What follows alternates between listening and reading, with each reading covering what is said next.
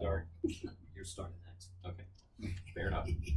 I have a really, really good answer for this one, and I wish to God it was my idea, but it's not. I read this article maybe a year ago, and I keep going back to it. I wish I could tell you who wrote it. I just don't know. So I'm paraphrasing somebody else's genius here.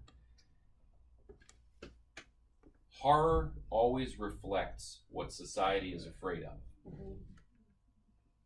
There's a reason zombies are very popular over the last 5 to 10 years, because symbolically, zombies are a story about mindless consumers overtaking the world.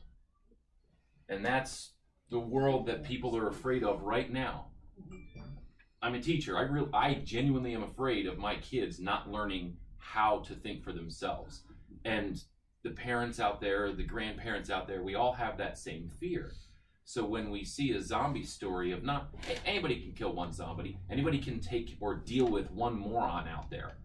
But when they start to breed, when they start to create not just dozens, but hundreds and thousands or millions of themselves, and they start to influence our political landscape, for instance, that's what people are afraid of. And that's why I think zombies, and this is the article said the same thing, is why zombie stories are very popular right now.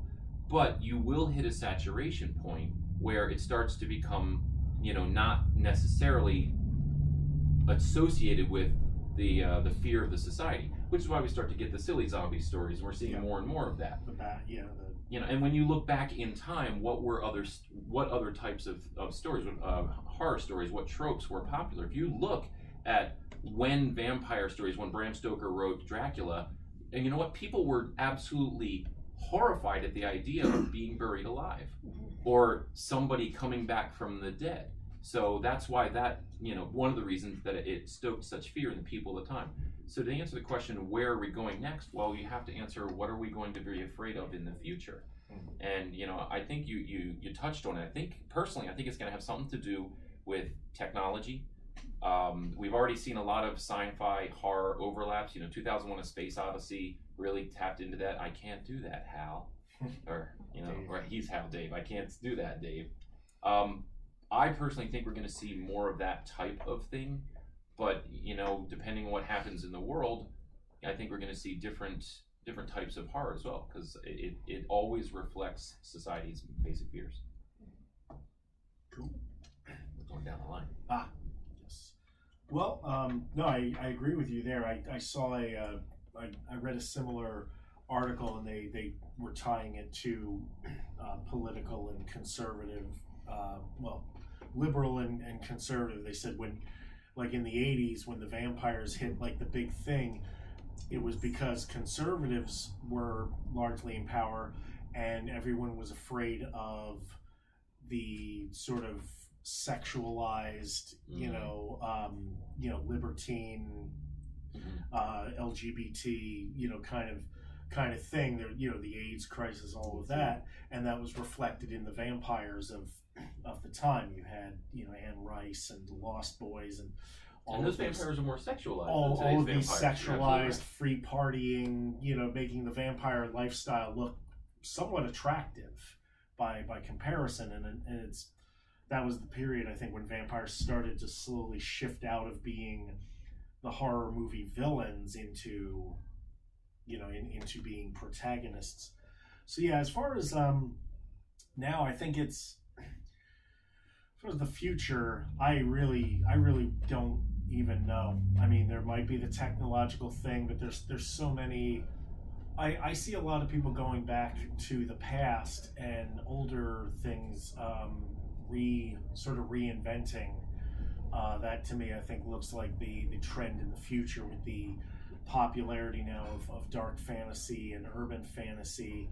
You suddenly have all of this interest in old folklore and mythology, and people bringing that back and updating it, whereas years ago you'd only get like certain a couple of tropes. Now you have everything from Chinese folklore to some sort of vague African god from 3,000 years ago is going to show up in modern comic books, and you know, and it becomes a thing. So I see that. I see superheroes. Oddly enough, it seems like one of the things, horror is becoming less about, you know, actually being scary and more about exploring what it's like to have these powers or these other abilities. You know, we're starting to identify more. I think what's going to happen is you're going to see more of the monsters being the protagonists and the humans being the villains, you know, and sort of turning a mirror on us and our own behavior. Yeah, I would agree that globalism is definitely going to bring some fresh air into horror and paranormal and supernatural, where you're going to have a discovery of not just the gods and the monsters and the stories and the mythology from those cultures, but also bringing in new writers from those cultures. So that's going to breathe, I think, a really nice breath of fresh air. Obviously, if we knew the future, we'd all be rich. But I would say that two things that I'm seeing. My son is obsessed with Five Nights at Freddy's, it's actually a video game about animatronics that have been possessed or something from murdered children. I don't know. Really kind of seeing what I'm seeing is kids being obsessed with things. Like there's this horror twist on it from things that were popular when I was a kid. So like animatronics are scary, you know, to kids today because, you know, it's just animatronics are scary, like Chuck E. Cheese, and they're scary.